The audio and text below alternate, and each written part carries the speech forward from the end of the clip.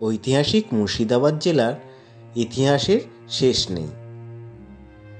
এই জেলার বিভিন্ন আনাচে কানাচে আজও ছড়িয়ে রয়েছে বিভিন্ন গুরুত্বপূর্ণ ইতিহাস। এখন আমরা আছি মুর্শিদাবাদ জেলার সালার থানার অন্তর্গত সোনারুন্দি গ্রামের এই সেই বিখ্যাত সোনারুন্দি জমিদার বাড়ি।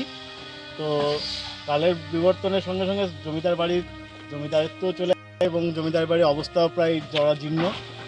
তো কোনো এক আর এই বাড়িটাই থাকবে না, কারণ সরকারের উদাসীনতার অভাবে দেখুন সব ভেঙে পড়েছে। তো চলুন আজকে আমরা এই সোনারুন্দি জমিদার বাড়ির ভেতরটা এবং ভালো করে ঘুরে দেখি এবং কী অবস্থা সেই নিয়ে আপনাদের সঙ্গে আলোচনা করি। ভারতের ইতিহাসে মধ্যযুগ একটি গুরুত্বপূর্ণ অধ্যায়। তার থেকে গুরুত্বপূর্ণ হলো সেই যুগের ফসল ভক্তি আন্দোলন। তুকারাম, রামদাস, মীরাবাই, কবির, দাদু যে ভক্তি আন্দোলনের জন্ম দিয়েছিলেন তার একমাত্র উপাদান ছিল ঈশ্বরের প্রতি ভক্তি ও আনুগত্য। আমরা দেখেছি তখন বৃন্দাবনচন্দ্র দ্বারকাপতি শ্রীকৃষ্ণের অযোধ্যা দুলাল রামচন্দ্রকে নিয়ে যে ভক্তিস্রোত প্লাবিত হয়েছিল তার ঢেউ এসে লেগেছিল বাঙালির ঘর ও গৃহস্থলিতে। বেশ কিছু পরিবার তাদের প্রবাস জীবন সাঙ্গ করে বৃন্দাবনের সুধা বুকে ভরে নিয়ে এসেছিলেন বাংলায়। আজ আমরা এসে উপস্থিত হয়েছি সেই রকমই এক রাজপরিবারের ধ্বংসস্তূপের সামনে। তো চলুন আজকে আমরা সেই রাজপরিবারের ধ্বংসস্তূপ থেকে জেনে নিই সেই রাজপরিবারের নানান ইতিহাস ও কাহিনী। বাংলার মুর্শিদাবাদ জেলার সালার অঞ্চলের সোনারুন্দি রাজপরিবার বিশেষভাবে এক ঐতিহ্যকে ধারণ করে রয়েছে। এই রাজপরিবারের রাজা গোবিন্দদেব বাহাদুর বাংলাতে বৃন্দাবন গড়ে তোলার ইচ্ছায় এক কৃষ্ণমূর্তি প্রতিষ্ঠা করেন। সেই মূর্তির নাম দেন কিশোরী বনোয়ারি লালজি। মূর্তিটি রাধাসহ বনবিহারী কৃষ্ণের, কিন্তু রূপটি একটু ভিন্ন। এই কোষ্ঠী পাথরের কৃষ্ণের সঙ্গে রয়েছে অষ্টধাতুময় রাধা মূর্তি, কিন্তু কেবল রাধা নন, তার সঙ্গে কৃষ্ণের অষ্টসখীও পৃথক আসনে অধিষ্ঠিতা। মূল রাধাকে ঘিরেই বিরাজ করেছে তার সখীরা দূরত্বেই রয়েছে। এই অষ্টসখীরা হলেন ললিতা, বিশাখা, সুচিত্রা, চম্পকলতা, রঙ্গদেবী, সুদেবী, তুঙ্গবিদ্যা ও ইন্দুরেখা। মূর্তিগুলির শিল্পায়ন মূল্য অনন্য। এছাড়াও শ্রীকৃষ্ণ চৈতন্য ও তার পঞ্চপর্ষদের দারুণ মূর্তি দেখতে পাওয়া যায়। তবে নির্মাণধারা দেখে অনুমান করা যায় যে এই দারুমূর্তির সংযোজন বনোয়ারি লালজির অনেক পরেই হয়েছিল। মুর্শিদাবাদ জেলার এক অংশ আর বীরভূম জেলার এক প্রান্ত পরস্পরকে স্পর্শ করে রয়েছে। সোনারুন্দির অবস্থান ঠিক এরকমই এক স্থানে। এই রাজবাড়ি যেখানে, সেই স্থানের নাম বনোয়ারিবাদ। বৃন্দাবন যেন খুব কাছাকাছি এক শব্দ। শুধু স্থানটির নামই নয়, এর সঙ্গে বনোয়ারি বা বনোয়ারিলালের প্রতিষ্ঠিতা এই রাজপরিবারের নামের সঙ্গে যুক্ত থাকলেও বনোয়ারি শব্দটি, যার মাধ্যমে রাজপরিবারের সদস্যদের কেবল নাম শুনেই চিহ্নিত করা সম্ভব। এ কেবল একটি দেবতাকে প্রতিষ্ঠা করাই নয়, এ হলো একটি সংস্কৃতিকে নতুন করে গড়ে তোলা। বৃন্দাবনচন্দ্রের বৃন্দাবনকে আস্বাদ করার পুনঃপ্রতিষ্ঠা করার তীব্র ব্যাকুলতা এর পিছনে কাজ করেছে। বহুদিন আগেকার কথা, প্রায় ৩০০ বছর আগের ইতিহাস। বনোয়ারিবাদ রাজপরিবারের প্রতিষ্ঠাতা নিত্যানন্দ দালাই জন্মগ্রহণ করেছিলেন ১৭৫২ সালে। এই অঞ্চলে তাঁতিদের বসবাসই বেশি ছিল। নিত্যানন্দ দালাই তার পিতা জগন্মোহন দালাই নিজে বুনন কার্য না করলেও সুতো ও বস্ত্র ব্যবসায়ে খুব নাম করেছিলেন। তিনি সুতির বস্ত্র ব্যবসায়ীদের মধ্যে দালাল রূপে কাজ করতেন। অর্থাৎ তিনি মূল উপাদানকারী তাঁতিদের মূলধন নিয়ে কাজ করতেন এবং সেই বস্ত্র বাজারীকরণ প্রক্রিয়ায় তিনি ছিলেন প্রধান স্তম্ভ। কিন্তু তার পুত্র নিত্যানন্দ কিন্তু পারিবারিক ব্যবসা সম্বন্ধে একেবারেই ছিলেন উদাসীন।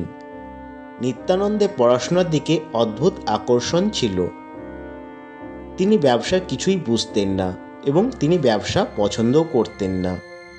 সেদিকে কোনো তার আকর্ষণ ছিল না বলে পিতৃব্যবসার প্রতি উদাসীন ছিলেন। জগনমোহন কিন্তু সেই উদাসীনতাকে ভালো নজরে দেখতেন না। লেখাপড়ার প্রতি পুত্রের আগ্রহকেও তিনি আমল দিতেন না। নিজের বুদ্ধি বলে যে পদমর্যাদা তিনি তৈরি করেছিলেন, পুত্র তার উত্তরসূরি হোক সেটাই তিনি চাইতেন। একদিন 14 বছরের নিত্যানন্দকে তিনি ব্যবসার প্রতি উদাসীনতার জন্য বকুনি দেন। বকুনি খেয়ে নিত্যানন্দ সেদিন বুঝতে পারলেন এই পরিবার থেকে তার পক্ষে পড়াশোনা চালিয়ে যাওয়া সম্ভব নয়। তিনি সুযোগ বুঝে একদিন বাড়ি থেকে পালিয়ে গেলেন এবং গৃহত্যাগ করে উপস্থিত হলেন পাটনা শহরে। মুর্শিদাবাদ থেকে পাটনার দূরত্ব কম নয়, কিন্তু এই দুই শহরের মধ্যে সাদৃশ্য একই ছিল। দুই শহরই ছিল বাদশাহ শাসিত। পাটনায় পৌঁছে নিত্যানন্দ ফরাসি ভাষা শিখেন। এতেও তার মন ভরল না। তিনি আরবি ভাষা শিখতে উপস্থিত হলেন দিল্লিতে। তখন মোগল শাসনের শেষকাল। মসনদে রাজত্ব করছেন শাহ আলম। একবার শাহ আলমের সঙ্গে তার পুত্রের কোনো বিষয় নিয়ে মতভেদ সৃষ্টি হয়। এই মতভেদ এমন পর্যায়ে পৌঁছায় যে পিতা পুত্রের মধ্যে যুদ্ধ অনিবার্য হয়ে ওঠে। এই সময় আরবি ভাষায় পণ্ডিত রূপে স্বীকৃত নিত্যানন্দ শাহ আলমের পুত্রের ঘনিষ্ঠ হয়ে উঠেছিলেন। তিনি পিতা ও পুত্রের মধ্যে মধ্যস্থতা করেন। এর ফলে যুদ্ধের সম্ভাবনা বিনষ্ট হয় এবং পিতা পুত্রের মধ্যে শান্তি স্থাপিত হয়। এই ঘটনায় বাদশাহ শাহ আলম আরবিতে সুপণ্ডিত নিত্যানন্দকে সাম্রাজ্যের প্রশাসনিক কার্যে নিযুক্ত করেন। তার সঙ্গে তাঁকে রায় দানিশমন্দ উপাধি প্রদান করেন। এটি তৎকালীন পাণ্ডিত্যের জন্য বিশেষ সম্মানরূপে চিহ্নিত করা হতো। মোগল বাদশাহ শাহ আলমের এতটাই তার কাজে খুশি হয়েছিলেন যে তিনি কেবল উপাধি প্রদান করেই ক্ষান্ত হলেন না, তিনি সাম্রাজ্যে বিচার ব্যবস্থার কাজে নিত্যানন্দকে নিযুক্ত করেন এবং তাকে মীর মুন্সি পদ প্রদান করেন। নিত্যানন্দ দালাই কিন্তু এখানেই থেমে রইলেন না। তিনি নিজের কার্যে আরও নিপুণতা দেখালেন। এর ফলে বাদশাহ তাকে মহারাজা আমির উল মুলুক আজমদৌলত যোগীন্দ্র বাহাদুর উপাধি প্রদান করলেন। কেবল তাই নয়, তার হপ্তা হাজারি পদ দান করলেন এবং তার সঙ্গে মুন্সি পদে যুক্ত হয়ে তিনি নবাবের কাছ থেকে 5টি কামান ব্যবহার করার অধিকার লাভ করেন। সোনারুন্দি হল বনোয়ারিবাদের পাশে গা লাগানো একটি ছোট্ট গ্রাম। এই গ্রাম শুধু প্রতিষ্ঠা করেননি নিত্যানন্দ, তিনি সেই স্থানে বড় বড় পুকুর, দুর্লভ বৃক্ষের সারি দিয়ে সাজিয়ে তুলেছিলেন। এখনও দুধ ফলের গাছ নামে একটি বিরল বৃক্ষের দেখা মেলে। ছোট ছোট সাদা ফল, স্বাদে মিষ্টি ও ভাঙলে দুধের মতন রস বের হয়। শোনা যায় মন্দির প্রতিষ্ঠার সময় তার পাশে একটি বিরাট পুকুর প্রতিষ্ঠা করেছিলেন। এই পুকুরে প্রথম দিনে যে মাছ ছাড়া হয়েছিল তারই বংশধর এখানে বিরাজ করেছে, কারণ বনোয়ারিবাদের প্রসাদ খেয়ে এরা বেঁচে থাকেন। এরা তার প্রিয়। কেউ এই মাছ ধরেন না। প্রবাদ আছে, এই পুকুরে সারিবদ্ধ মাছ দেখে কারো মনে লোভ সৃষ্টি হতে পারে। যে ব্যক্তি এই পুকুরে মাছ ধরে খান, শোনা যায় তাই নাকি মুখ দিয়ে রক্ত ওঠে, তিনি দেহত্যাগ করেন।